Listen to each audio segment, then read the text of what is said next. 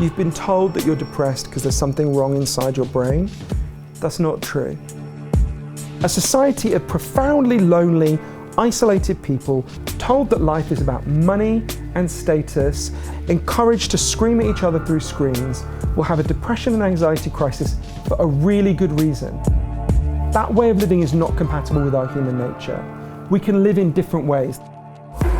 I was depressed and taking very powerful drugs for 13 years. How many times did a doctor say to me, "Is there any reason you might feel this way?" Not once.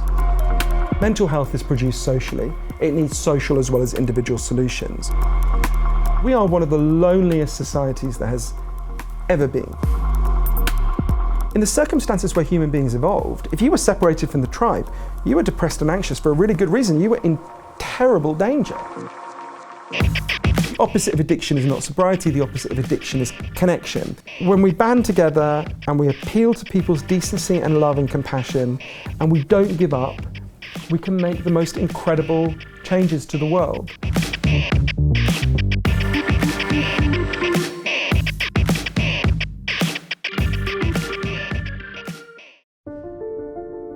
They say that the human race is doomed, that we have lost touch with our true nature, that the media has corrupted us, and that the planet has no future. I disagree. I believe that humanity is full of hope, and that our salvation lies within each one of us. My name is Brian Rose, and my job is to listen, the oldest method of learning known to man. Each week I seek out individuals that are changing the world, people who are living and thinking in a different way. Their stories will challenge your beliefs, make you question your choices, and perhaps inspire you to change.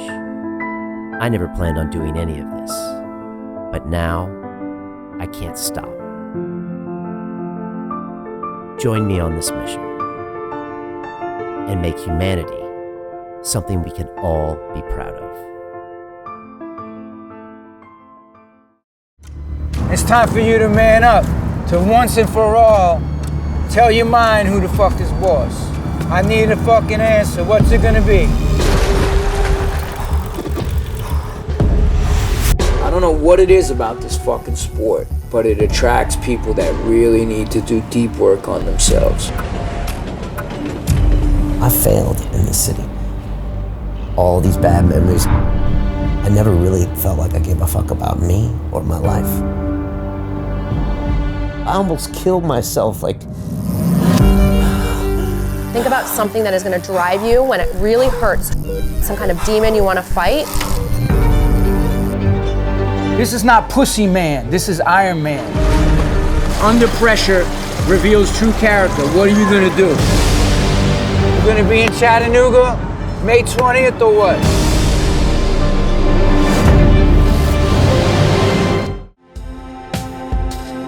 The thing I love about Johann Hari is he actually puts himself in situations. He travels to the favelas of Brazil. He goes to the streets of Baltimore to find out the message, and then he tells us about it.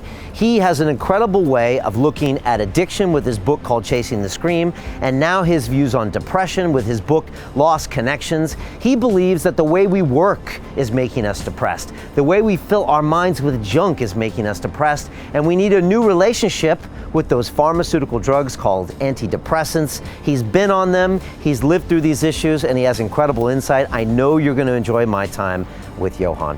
And inside London Real, we're kicking off with the Academy. We've got the Business Accelerator, the Speak to Inspire, and of course the Life Accelerator course is coming up. So check it out if you want to transform your game, and here's a bit more about him. London Real doesn't stop when the conversation ends. You see, that's when we get started.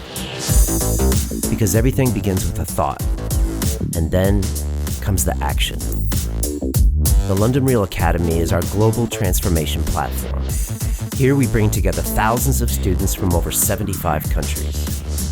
Whether you want to build a profitable business from your passion, or learn to speak to inspire, or broadcast yourself with your very own podcast, or accelerate your life to become a high-performance person, we have the online accountability course and personal mentoring program that will make your dream a reality. Join us, and we'll take your life to the next level, together. Our next accelerator course is starting soon.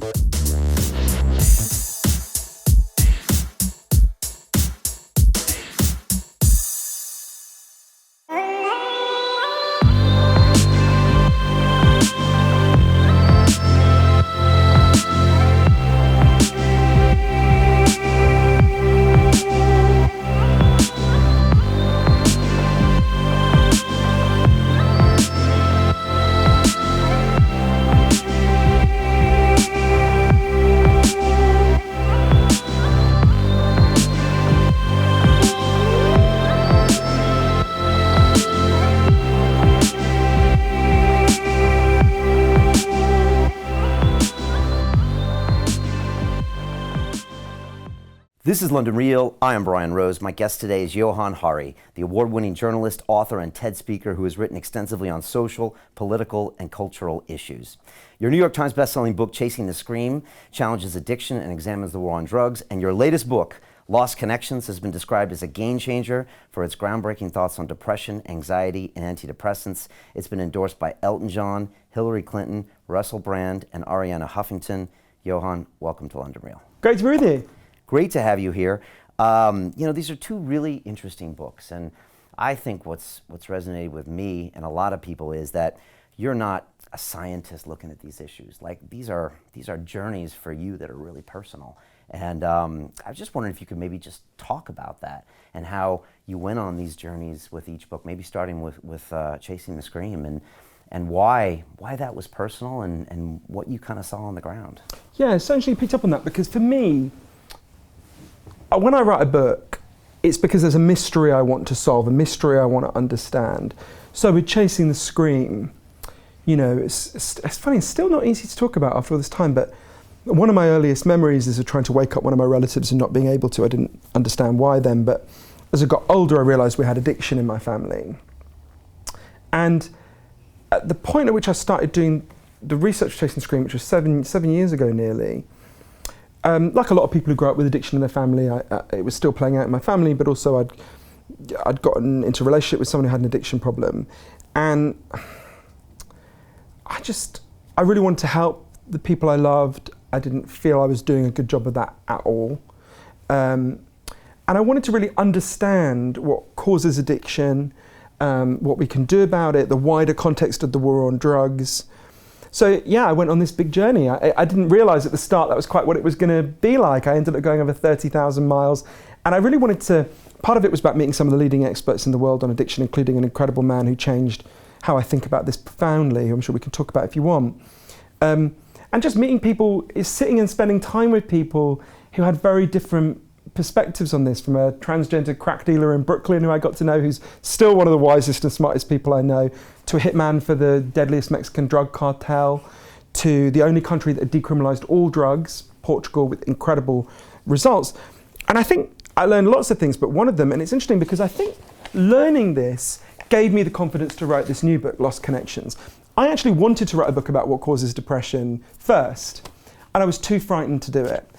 When you've got a story about your pain and your distress, even if that story isn't working very well for you, and that story was not working well for me, you're very reluctant to challenge it, at least I was. Because I think if you've got a story about your distress, which in my case was that depression is just a chemical imbalance in your brain, which is what I had been told by my doctor when I was a teenager, although that story wasn't working well for me, it hadn't led me to solutions, I was still really depressed. I guess I struggled to find a metaphor for it, and this is not a good metaphor, but it's like putting a leash on a wild animal, getting a story for your pain. At least you know where it is, right? At least you feel you've got some sense of it. And I sensed that if I started to look into this, the story I had, I would begin to see that the story I had was oversimplistic, right? That much more is going on here than just something happening in your brain. And I was very frightened of that, for reasons I'm sure we'll get to. Some of them were things that happened to me that I did not want to think about or contemplate.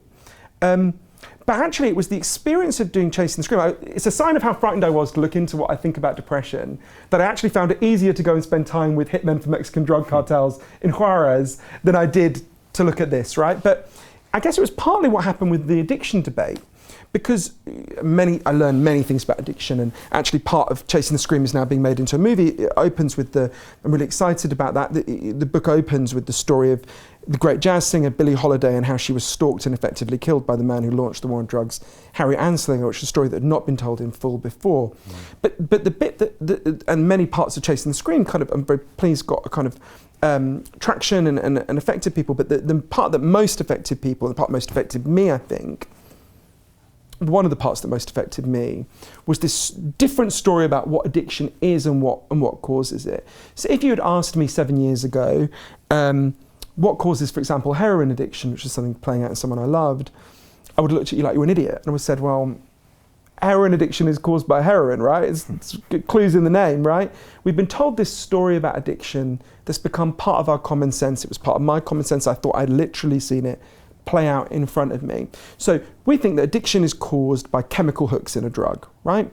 So if we're sitting here in Shoreditch, where I used to live, if we kidnapped 20 people off the streets of Shoreditch and we injected them all with heroin every day for a month, at the end of that month, they'd all be heroin addicts, right? For a simple reason, there are chemical hooks in heroin, their bodies would desperately physically need them, and that's what addiction is, right? Now that story is not totally false, just like the story that there are brain changes during depression is, of course, not totally false. But I began to realize something wrong with that story was when it was explained to me by lots of doctors quite early in the research. And we have that story in our brain because of the way it's been depicted in Hollywood or what we've been told as kids in school. Why do we have that version? Because I'd agree, that's probably what most people would say. Don't touch it, because if you touch it, you'll become an addict.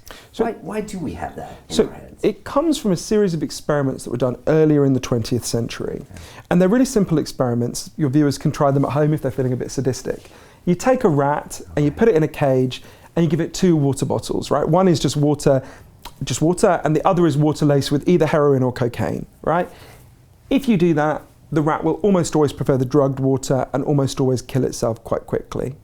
So there you go, that's our story, right? And clearly that story does play out for some people. But I only began to understand a different dimension to this when I went to Vancouver and got to know an incredible man called Professor Bruce Alexander, who did this experiment in the 70s that I think should really change how we think about addiction, along with lots of other evidence that's come to light since. So Bruce explained to me, he had been looking at these experiments, right? He was working with people with addiction problems on the downtown east side of Vancouver, area with a lot of addiction. So I think, well, hang on a minute.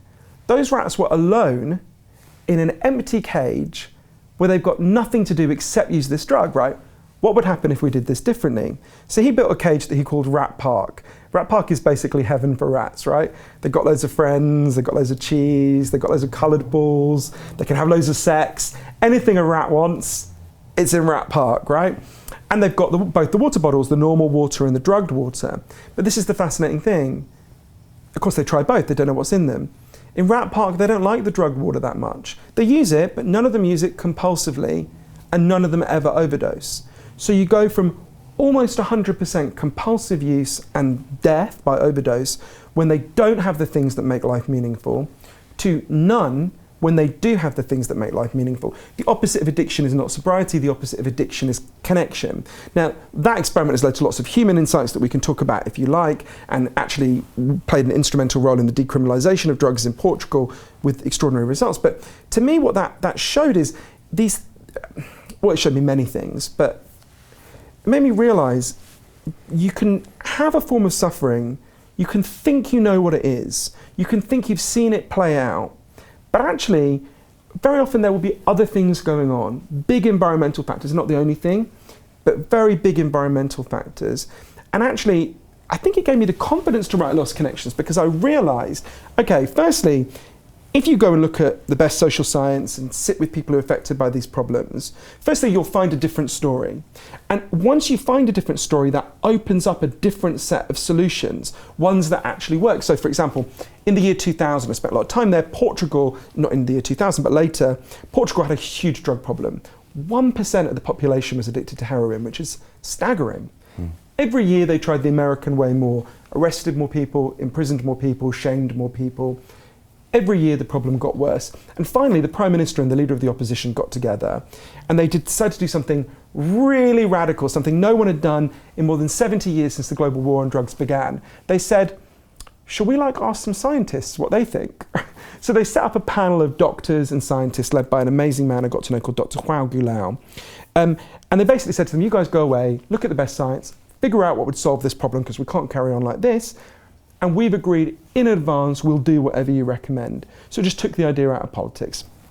Panel went away, looked at Rat Park, looked at loads of other things that I write about in Chasing the Scream, came back and said, decriminalise all drugs, from cannabis to crack, everything, but, and this is the crucial next step, take all the money we currently spend on screwing people's lives up, shaming them, arresting them, imprisoning them, and spend all that money instead on turning their lives around. Massive programs of support for people with addiction problems. The goal was to say to every person with an addiction in Portugal, we love you, we value you, we're on your side, we want you back.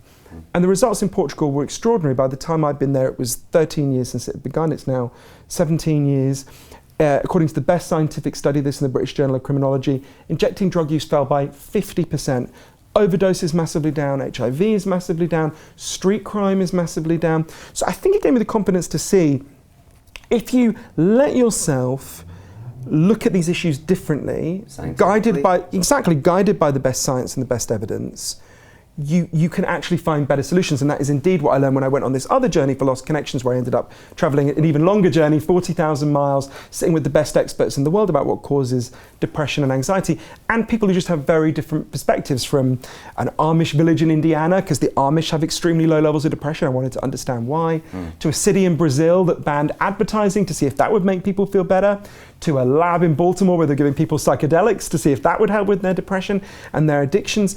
And I think, again, I learned just this very different perspective that leads to very different solutions. And what's with you and journeys? Because, most of your, not competition, but your books are lined up to a whole bunch of other books, and a lot of those are probably written by professors who spend their time in universities, maybe doing clinical trials or lab studies and doing a lot of research. You hit the road. Why? Has this always been something inside of you? It's a good question. So I was trained in the social sciences at Cambridge University, and so I come at this with a perspective from the social sciences. Which is different than, say, like a psychological background or something from biology. Yeah. Of course, all these factors interact with biology and with psychology in ways that we can talk about. But so partly it's that I had this training in the social sciences, but mostly it was just, that's what I can do. That's the perspective. Look, I'm not a scientist, right? And the findings that I put forward in Lost Connections, Lost Connections is partly the story of these amazing scientists who discovered these things, who I interviewed very extensively. And the overall perspective that I put forward in Lost Connections, that actually we need to think about depression very differently for reasons I know we'll get to, is the perspective of the leading medical body in the world, the World Health Organization. So I wouldn't want, as not a scientist, I don't want to stand here and go, I've made these scientific discoveries. That would be ludicrous, right? That's not my position. What I think I can do is communicate human stories and communicate the stories of these scientists in line with their work. And obviously I go through a very extensive fact-checking process with these scientists, and put forward, because we're in this weird position, both with addiction and depression, where actually the best science really deeply conflicts with A, what our politics does, and B, often what our medical providers do, which is not the fault of the medical providers for reasons we can talk about. So I think it's a weird situation where actually there's all this scientific knowledge, but it's not translating into action. In fact, often it translates into action that's harmful, but most obviously in the case of addiction, with things like the war on drugs, which make addiction much worse, for reasons we can talk about if you want. So I think it's partly the journey, I think it's partly that, and I think the best way to go on an intellectual journey, at least for me, I don't think this is true for everyone, is to go on a physical journey, actually. I think if I'd stayed in my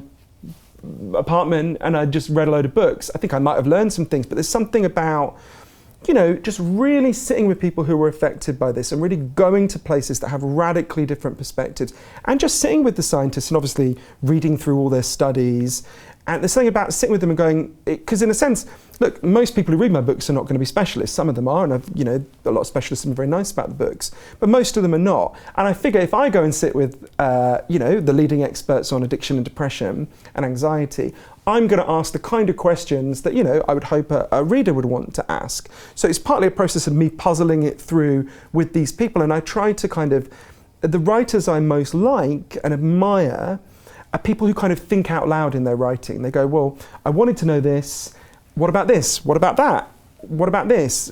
How does that compare to this? So it's a process of thinking out loud and trying to get onto the page, not like when you're a kid and you do maths and they say, what is the thing they say? Show your workings. Yeah. I try to, very much my writing is about showing my workings. It's not, for many years I was a newspaper polemicist. And there's something about, I now find it almost unbearable to read newspaper polemic, although there are still some great people who write newspaper columns but in a slightly different way. Because something about, as a polemicist, a good polemicist is standing above the reader, in a position of superiority, explaining a conclusion, right? And I just think, this is just not how I want to be in the world. I don't want to stand above, it's like being a pub bore. I don't want to stand above the person going, you don't know this and I know this. It's more like, well, we're both in a situation of ignorance. Most people are in a situation of ignorance about most things, even if you go meet the cleverest people in the world, like Noam Chomsky, as he would be the first one to say, he doesn't know most things about most things, right? We're all ignorant about most things. Actually, to approach things with a disposition of humility and curiosity and go and ask questions and keep checking and keep saying, well, but that makes me doubt this, and how could that be? That to me is a much more, not just a more interesting way to be, but a more truthful way to be, actually, that no one knows that much. Yeah, well, it's obviously resonating with people. So let's just finish with Portugal and we can jump into Lost Connections. When you go on the streets there, now decriminalization means it doesn't prosecute kind of the buyers and the consumers of the drugs, right? What's it like? I mean, people would think it's an open air drug market. I guess it isn't. And what isn't working, in your opinion, down there? So I don't think Portugal goes far enough, and it's important I'll just explain why for a second. So, although I think Portugal's made extraordinary advances. So half of the problem, maybe half is too simplistic way to talk about it, a big part of the problem with the war on drugs and the system of prohibiting drugs is the way we treat drug users and people with addiction problems, right? Drug users, and I would draw a distinction between those two people. So 90% of people who use currently banned drugs, according to the UN Office of Drug Control, the main drug war body in the world, don't have an addiction problem and aren't harming their health, right? We know that. We're 2 minutes away from the nearest bar in Old Street. If we go into that bar now, 90% of people in that bar will be drinking alcohol because it's making their life better. It's helping them chill out or flirt with the person they want to flirt with or whatever. And there will be some people in that bar who have addiction problems with alcohol and who need our love and support. That's actually true, to my surprise, and this is something that really surprised me in the research for Chasing the Scream, partly because it was so different to the experience of my own family. That's true of all drug use. If you interviewed Professor Carl Hart, Carl Hart talks about that too, yeah, and says there's a lot of people that recreationally use crack and cocaine and heroin, whereas we're taught in the movies and as kids, you touch it once and now you're the guy in the movie who's shaking in the prison cell. Yeah, and I really recommend people follow Professor Hart. He's a wonderful scientist, a wonderful human being. Really recommend people follow Professor Carl Hart's work, who's done amazing work on that. So a big part of the harm we do in the war on drugs is we senselessly persecute drug users who are not harming themselves or anyone else, and with people with addiction problems, the core of addiction is about not wanting to be present in your life because your life is too painful a place to be. That's a strong statement. You said this in your TED Talk as well. And I've suffered from addiction. I've suffered from alcoholism. And funny enough, London Real actually brought me back to a state where I don't feel like I suffer that. And it's a way of hyper-connecting me to people and making me have to be there and produce every week and be a part of people's lives. And I noticed that so that line really resonated to me. I wonder if you could explain it a little more, because you say it really fast, but I think if people could get that concept in their head, it changes everything, right? I find that really moving. And remind me to come back to the other point about Portugal in a second, but I think you're right that the core of addiction is about not wanting to be present in your life because your life is too painful a place to be. Yeah, and you want to escape. You want to escape it. Exactly, you want to be anesthetized, right? If you want to understand why people turn to painkillers, you have to understand the pain, right? Yeah. and which is partly what Lost Connections is about, of course. But there's an extremely challenging line in Marianne Faithfull's memoir. So people who don't know, Marianne Faithfull is most famous for being Mick Jagger's girlfriend in the 60s. Slightly annoying because I think she's actually better than Mick Jagger, but that's another debate. But she has this very powerful line. She actually lived homeless here in East London in the 60s for a time. And she says, I'm not going to get the words right, but she says something like, heroin saved my life, because if it wasn't for heroin, I would have killed myself at that point, right? Now, one of the things that's so important, and one of the things that I learned through journeys for both Chasing the Scream and Lost Connections, is that so many things that seem like pathologies, that seem like signs of madness, are not pathologies. They make sense. Doesn't mean, of course, that I'm recommending heroin use, right? Obviously. Right. But we've got to understand why people do the things they do, why they become depressed, why they become anxious, why they become addicted. And one of the crucial things about the harm that the way we respond to people I love who've had addiction problems, and globally, except in a few places, one of the things that's so harmful about that is if the core of addiction is trying not to be present because you're in pain, the war on drugs says, well, the solution is to impose more pain on them in order to give them an incentive to stop. And sometimes people say, oh, that doesn't work. Much worse than that. It's not that it doesn't work, it's that it makes the problem worse, right? I mean, I went out in Arizona with a group of women who were made to go out on a chain gang by this psychopath, Sheriff Joe Arpaio, who was just pardoned by Trump, who I also interviewed. And you know, they're made to go out wearing T-shirts saying, I was a drug addict, while members of the public mock them and jeer at them and they're forced to dig graves, right? It's missing the point to say that doesn't work. Those women leave prison even more traumatized, even more addicted, right? I went to Vietnam where they make people with addiction problems, put them in gulags, in forced labor camps, right? Study of this showed 99% of them, by the Open Society Foundations, 99% of them relapse immediately. Right, when they get out. Russia has a similar view on addiction, right? Well, Russia has the worst drug policies in the whole world. It's just a weakness and they just persecute it. Yeah. And that's the way they deal with it. Yeah, but except alcoholism, interesting. But so just to say about Portugal, so that's one thing we do, right?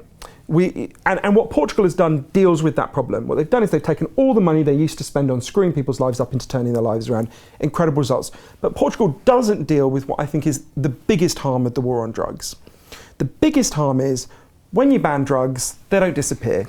They're transferred from the people who used to control them, pharmacists and licensed businesses, to armed criminal gangs. Those armed criminal gangs work very differently. If you want to understand why, you can do a little experiment. If you and I walked out of here, there's an off license around the corner. If we walked out of here, we went into that off license and tried to steal a bottle of vodka, and they caught us, that store would phone the police. The police would come and take us away. So that store doesn't need to be violent, doesn't need to be intimidating. They've got the power of the law to uphold their property rights. Okay, now if we went out here and we went and tried to steal a bag of weed or a bag of coke instead, and you know, we just got to Brick Lane to do that one, and those guys catch us, obviously they can't ring the police, right? The police would arrest them. They have to fight us. Now, as many drug dealers explained to me in the process of writing Chasing the Scream, you don't want to be having a fight every day, right? You want to establish a reputation for being so frightening, no one will be so foolish as to take you on. The war on drugs creates a war for drugs, right? As a dealer, you have to establish your place through violence and maintain your place through violence because you have no recourse to the law to uphold your property rights. Now that's bad enough if you live on one of the estates around here, around where I used to live. You know, if 10% of the economy of that estate is in the hands of armed criminal gangs, it's going to be a miserable place to be. If you're talking about cities in Mexico that I went to, like Ciudad Juarez, 70% of the economy of Juarez at the point that I was there, just after the height of the violence, is in the hands of armed criminal gangs. It means they take over the state, they take over the area, right? So, and of course with absolutely, I mean, by some estimates, I mean, this will have actually, at the time Chasing the Scream was written, this was true, it probably isn't true now, but by the point Chasing the Scream came out, more people had died in the violence in Colombia and Mexico than had died in Syria and Iraq, right? I mean, you're talking about extraordinary death toll. And there's, you know, and this is violence that we can end, right? If you look at alcohol prohibition, where are the violent alcohol dealers today? I doubt anyone watching this show knows the name of the head of Smirnoff. I bet they all know the name of Al Capone. What's the difference, right? You look at the graph of the murder rate, Professor Jeffrey Myron at Harvard has done this, graph of the murder rate in the US massively spikes up into alcohol prohibition, massively spikes down. So what Portugal does is they no longer, the crudest way of putting it is, decriminalisation shuts down Orange is the New Black, and legalisation shuts down Breaking Bad and Narcos, right? And what they've done in Portugal is they don't arrest users anymore, they don't arrest people with addiction problems anymore, but they do still arrest dealers, right? Okay. Now, it's not a situation where I don't want dealers to be given a free-for-all. What we want is a licensed, regulated trade. That means different things for different drugs. I can explain how if you want. So clearly, Colorado, where I was recently, legalized cannabis. There it's sold like alcohol, you've got to be over 21 and so on. No one is proposing legalizing heroin like that. I went to Switzerland where they've legalized heroin. People with addiction problems are given it in clinics. There have been 0 heroin overdose deaths in those clinics. None, not a single person, since they legalized heroin. So different things for different drugs. So I think Portugal has made a huge step forward, but it's still, every drug that's used in Portugal is supplied, is on a supply route that's filled with violence and chaos. So it's not a full solution, but it's a real advance. Okay. And the solution to that problem is? Legalization. Right. But legalization means different things for different drugs. Yeah. And just to get back briefly to what you said about, Mick Jagger's girlfriend, it was the heroin that kept me from killing myself. I think the point you're making, and if I look back at my life, and funny enough, I saw an interview with Sean Penn that I'll talk about too recently, is for her at that point, taking the heroin got her out of that pain that might have made her commit suicide. And yet we look at an addict and say, you're weak, you're making bad choices, you have a flawed personality, let's punish you. But for them, it's actually the right decision at the right time. And to understand that is just as a pure logical human behavior, that's what you mean. People are trying to get away from their reality. Yeah, I think you put it well. I would just qualify that. It's the right solution in the absence of better solutions, right? Yeah. And what we clearly need to do, it's not a good solution. Heroin depresses your breathing, it can kill you, right? A particularly contaminated, shitty heroin that's provided by, illegal markets. What Marianne Faithfull needed was not heroin, but much better solutions. Yeah. If the choice is heroin or suicide, then heroin's the better option, but clearly there should be better options on the menu. But I think you've gone to a really important point, and this is the key insight, I think, of Lost Connections. Which is our pain makes sense, right?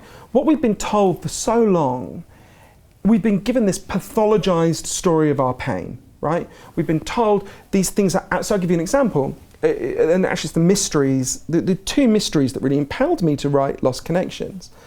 When I was a teenager, I went to my doctor and I explained that I, had this feeling like pain was leaking out of me. I couldn't control it or regulate it. I felt very embarrassed by it. And my doctor told me an entirely biological story about why I felt this way. He said, there's a chemical called serotonin in people's brains. It makes people feel good. Some people are naturally lacking it. You're clearly one of them. We just need to give you some drugs and they'll boost your serotonin levels. You'll feel better. So I started taking the drugs and I felt an immediate and huge boost, right? For a couple of months, I felt great. And then this feeling of pain started to bleed back through. So I went back to the doctor. He said, clearly I didn't give you a high enough dose, gave me a higher dose. Again, I felt better. By that time I was experiencing some quite powerful side effects. I was putting on a huge amount of weight, but I felt better. Again, the pain bled through and I was in this cycle of being given higher and higher doses until for 13 years I took the maximum dose you can possibly take. At the end of which, I was still depressed. Right? I had experienced some boost from the drugs initially, but I was still depressed. And I wanted to understand, well, what's going on here? I'm doing what I'm told to do, right? I also had a therapist. But the bigger mystery for me is why were there so many other people like me? I'm 39 years old. Almost every year I've been alive, depression and anxiety have increased across the Western world, right? And I thought, at some level, from quite early on, although I really resisted this insight, I didn't let it into my head very much, I thought, it can't just be a chemical imbalance. Why would it be rising so much if it was just a chemical imbalance, right? It would be like, that didn't seem intuitively right to me. But as we were saying, I was very afraid to look at this. But what I learned is related to the Marianne Faithfull thing as well, I think, in an interesting way. So until I was when I was a teenager, until I went to my doctor, I thought my depression was all in my head, meaning, I don't think this phrase existed then, but I needed to man up, right? I was just being weak, I need to pull myself together, fill in your stigmatizing cliche, whatever you want, right? And then for the next 13 years, I thought it was all in my head in a very different way. That actually, it was a chemical imbalance in my brain, it was a malfunction in my skull. And what I learned in the research for Lost Connections and speaking to the leading experts in the world on this is there are real biological factors that make you more vulnerable to depression and anxiety for sure, and I go through what they are. I'm sure we'll talk about them. But actually, mostly, according to the World Health Organization, the leading body in the world, according to the leading doctor at the United Nations, the causes are mostly not in our heads. They're mostly in the way we're living. So I learned there's scientific evidence for 9 causes of depression and anxiety. 2 of them are biological, but the rest are social and psychological. They're not just in our minds, they're in the way we live, they're in the way we're taught, they're in the way we interact with other people. And that opens up a very different kind of solution to depression and anxiety, very different paths out, which should be offered, it's important to say, alongside chemical antidepressants, which do give some relief to some people, as they gave me some relief for a short time. Right. And do those other 7 factors explain this massive increase in depression and anxiety? Some of them do. I don't want to take that insight too far because there's a lot we don't know about that. But I'll give you a specific example of something that's both been proven to cause depression and anxiety and has been proven to have really massively risen. So we are one of the loneliest societies there has ever been, right? There's a study that asks Americans, there are similar trends for Britain, they're not quite as extreme, but they're getting there. Ask Americans, how many close friends do you have who you could call on in a crisis? And when they started doing those studies years ago, the most common answer was 5. Today, the most common answer, not the average, but the most common answer is none, right? So you think about what it's like to be in ISIS all the time. I travel around the US a lot of the time. What is it like to be alone? You know, and one of the people who really helped me to understand this is a man who sadly died yesterday. I'm heartbroken about this. A wonderful man called Professor John Cassiopo, who's at the University of Chicago, who I interviewed a lot for my book. He was until yesterday the leading expert on loneliness in the world. He made incredible scientific breakthroughs on this. And he, for example, demonstrated, so when we're stressed as human beings, we release a hormone called cortisol. He showed that being acutely lonely releases as much cortisol as being punched in the face by a stranger. Right? This is how terrible the experience of loneliness is for human beings. And Professor Cassiopo explained to me, you think about, why are we sitting here, right? One of the reasons you and I exist is because our ancestors on the savannas of Africa were really good at one thing. They weren't bigger than the animals they took down. They weren't, but they weren't stronger than the animals they took down. They were much better at banding together in tribes and cooperating, right? They were brilliant at it. And every instinct we have as human beings is to do that, right? Just like bees evolved to need a hive, humans evolved to need a tribe. And we are the first human beings to try to disband our tribes and live alone, tell ourselves we can do it ourselves. And as Professor Cassiopo put it to me, in the circumstances where human beings evolved, if you were separated from the tribe, you were depressed and anxious for a really good reason. You were in terrible danger. Right, you're going to die. Yeah, so those are our evolved instincts. Now, I mentioned that because we've got 2 things there. Professor Cassiopo proved that loneliness causes depression and anxiety, and there's overwhelming social science evidence that loneliness has significantly increased. So I think that tells us that's it's certainly not the only explanation, there's a lot more things going on, but it helps us to understand why there would be, one of the reasons why there would be a rising depression and anxiety crisis. And that opens up a very different set of solutions. It's funny, where we are in East London, I was thinking about it on the way here, that there are people who've tried to build different ways of responding to depression around these insights. So not far from here, an amazing man, one of the heroes of Lost Connections, called Dr. Sam Everington. So Sam's a doctor, he's at Bromley by Bow, and Sam is a general practitioner. He was just really uncomfortable, because like me, he's not opposed to chemical antidepressants. He gives them out sometimes, but he had loads of people coming to him with depression and anxiety, and he could see they were really lonely. A lot of the other factors that I talk about cause depression and anxiety were playing out in their lives. And he could see that while antidepressants gave people some relief sometimes, they were not solving the problem for a lot of them. So he decided to pioneer a different approach. One day, a woman who I got to know quite well called Lisa Cunningham came to see Sam. Lisa had been shut away in her home for 7 years. She'd barely left. Crippling depression and anxiety. And Sam said to her, don't worry, I'm going to carry on giving you these drugs. I'm also going to try something else. I'm going to prescribe something different. I'm going to prescribe for you to take part in a group. Right? There was an area behind the doctor's surgery. I'm not sure I can swear on your program, so I'll say it euphemistically. It was an area behind the doctor's surgery. It was known as Dog Crap Alley. That's not the word they used. It was just kind of scrubland where dogs would go and mess. And Sam said to Lisa, what I want you to do is turn up twice a week. I'll come and support you. Other people from the surgery will come and support you. Meet with a group of other depressed and anxious people, and we're going to turn this alley into a beautiful garden. Right? First meeting, Lisa was literally physically sick with anxiety, right? But several things happened. Firstly, they had something to talk about that wasn't how bad they felt, right? They had something to talk about. We're going to learn gardening. The group, they started to, I mean, these were inner city East London people. They were from around here, like I lived here for a really long time. They didn't know anything about gardening, right? They started to put their fingers in the soil. They started to learn the rhythms of the seasons. There's a huge amount of evidence that exposure to the natural world is a very powerful antidepressant for reasons we can talk about. They also realized, as they got to know each other, they did what human beings do when we form tribes and groups. They started to solve each other's problems. So for example, this is an extreme example, but one of the people in the group was sleeping on the bus, right? I think it was the number 39 bus, right? Everyone else in the group was like, well, of course you're depressed, you're sleeping on a bus. They started lobbying the local council here, Tower Hamlets Council, to get him housed. They got him housed. It was the first time most of them had done something for someone else in years. That made them feel really good, right? And the way Lisa put it to me, as the garden began to bloom, we began to bloom. There was a study in Norway of a very similar program that found it was more than twice as effective as chemical antidepressants. I think for kind of obvious reason, right? It was dealing with some of the deep underlying reasons why they were depressed in the first place. It was dealing with their disconnection from other people. It was dealing with their disconnection from the natural world. It doesn't deal with all of the 9 causes of depression, anxiety, right back lost connections, but those are 2 really, really crucial ones, and 2 that we know there's very strong evidence have risen. Can we run studies on this? I mean, these are great anecdotal stories, and you have tons of them in this book.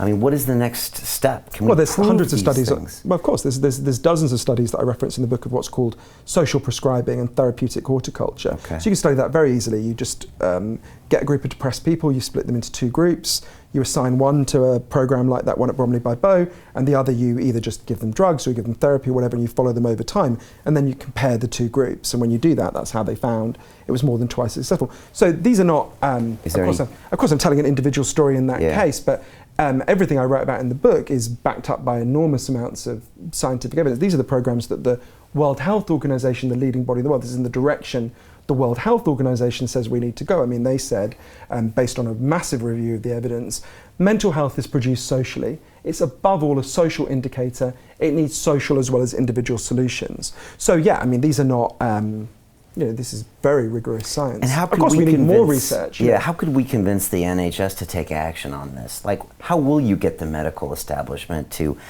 take these ideas and respond to them and not just write that prescription? Yeah, well, I just met the other day with the Secretary of State for Health, Jeremy Hunt, and I'm meeting with people from other political parties, and there's obviously a huge number of people who've been lobbying for this, and it's really interesting because it's again, there's this curious disjunction, right? Nothing I'm saying here is going to be news to people who follow the literature about depression and anxiety in detail, right? Unless they're quite blinkered and they're only in one silo, which most people are not, right? British psychiatry, actually, they're taught a lot of this stuff in their training, not that specific program, but the social causes of depression and anxiety is something that are pretty well taught in Britain to psychiatrists. And I'm not particularly critical of psychiatrists because as a society, we've given them one lever to pull, right? I mean, there's a few levers. There's one big lever called antidepressants, chemical antidepressants. Then there's a smaller lever, cognitive behavioural therapy, and then there's some wonderful people like Dr. Sam Everington who are got smaller levers still that are different programs. But it's not their fault we've only given them these levers, right? I mean, it's the fault of the society and the culture. We've refused to look at the best evidence about what causes depression. We've refused to listen to the World Health Organization and the UN's leading doctor. And so we need to move in these different directions. Now, some of the things we have to do are what I would call enhanced medical interventions, so like Sam's social prescribing, which you could debate, is that a medical intervention? It's not giving them drugs, and some of them are just bigger social changes, and some of them are individual changes that we can make. So there's a range, for something as complex as depression and anxiety, it would be absurd to say there's one solution, and part of my criticism of what we've done up to now, think about what my doctor told me, and actually one of my nephews, his best friend who's 18, went to the, 3 or 4 weeks ago, I was told he went to the doctor for help with depression and anxiety. The doctor said, oh, you're lacking dopamine in your brain. And I thought, Jesus, 20 years, and the only migration that's been made in what GPs are saying, in this case, there are better GPs than this clearly, is I was told it's a serotonin depletion, he's told it's a dopamine depletion. So what we need to do are tell more complex and truthful stories about depression that acknowledge the many factors that are going on, and we need to deal with all of those factors as best we can, and there's a whole range of ways we can do that. Talk to me about the internet, social media, mobile devices as a contributing factor to this loneliness, this separation, the depression, the anxiety. So I wanted to understand this. So one of the things I did, I spoke to lots of experts about it, but one of the things I did is I went to the first ever rehab center for internet addicts. Where is that? It's just outside Spokane in Washington. Okay. I have to admit, first thing, this is completely unconscious on my part. I arrived there in a car, it's a clearing in the woods. First thing I did, absolutely instinctively, was glance at my phone, see I couldn't check my email and feel really irritated. And I thought, you're in the right place, mate, right? Were you blocked, or there was no signal out there? There's just no signal, it's the middle of nowhere. Right. And it was really fascinating. So the woman who runs this centre, who co-founded it, a woman called Dr. Hilary Cash, who's an amazing person. And Hilary became a kind of accidental expert on this because she happened to be a psychotherapist with an office near the Microsoft offices in the 90s. So she caught the first wave, they were obviously the first wave of people that data becomes a tsunami, it catches all of us, right? Well, not all of us, a lot of us. And it was really interesting because she said lots of things to me. So they get all kinds of people. It's called Restart Washington, this centre. They get all sorts of people in their rehab centre, but there's a disproportionate number of young men who've become obsessed with multiplayer role-player games like World of Warcraft. So I spent time talking to these young men, obviously. And Hilary said to me something that was really revelatory to me. She said, what do these young men get out of these games? They get the things they used to get from the culture but no longer get. They get a tribe, they get a sense of status, they get a way to increase in status and rise, they get a way to roam around. And it's interesting, so, I mean, there's a study here in Britain I think is extraordinary. It found the average British child now spends less time outdoors than the average maximum security prisoner. Because by law, a maximum security prisoner has to have 70 minutes, and most British kids don't get that, right? So you think about it, we've raised these kids as prisoners, right? Actually worse than our prisoners in that respect. So you've got this interesting thing where, so they're getting these things that are innate human needs, right? We need tribes, we need a sense of status, we need to feel people see us, right? They get that from the game. But in one sense, although there's some value in those things, I'm not against video games, obviously, in some ways it's like a parody of, to me the interesting thing is to think about the moment when the internet arrives. So for me, and I'm guessing for you, it was like the late 90s, early 2000s. Yeah, I think I sent my first email in the year 2000, which seems incredible to me now. But and you think about that moment, a lot of the things that cause depression and anxiety had already been massively increasing. So we already talked about loneliness, that was spiking well before the internet, right? Okay. But what happens is the internet appears and it looks a lot like the things we've lost, right? You've lost your friends, well, here's some Facebook friends. You've lost your status, here's a status update, right? But in a way, it's like a parody of the things we lost, or it's like a hologram of the thing we've lost. It's not that it has no purpose or value, it does have some value, clearly. But it's not, and I began to think, I remember leaving for the last time that rehab centre and thinking, in a way, I think the relationship between social media and social life is like a bit like the relationship between porn and sex, right? I'm not anti-porn. Porn will meet a certain basic itch. But if your entire sex life consisted of looking at porn, you'd go around feeling frustrated and irritable all the time because we didn't evolve to masturbate over screens, we evolved to have sex, right? No one spends an hour looking at porn and at the end of it feels satisfied and valued and held the way you do after sex if it goes right? And I think there's a similar thing going on here, which is that social media has a place, just like porn has a place, but if it takes up too much of if it's too much of your social life, it's just not going to meet your deeper needs, right? And this goes to one of the key insights that connects so many of the causes of depression and anxiety that I write about in Lost Connections, not all of them, but most of them, which was everyone watching this program knows that you have natural physical needs, right? You need food, you need water, you need clean air, you need shelter. If I took those things away from you, you would be in real trouble real fast, right? There's equally strong evidence that human beings just have natural psychological needs, right? You need to feel you belong. You need to feel your life has meaning and purpose. You need to feel that people see you and value you. You need to feel you've got a future that makes sense.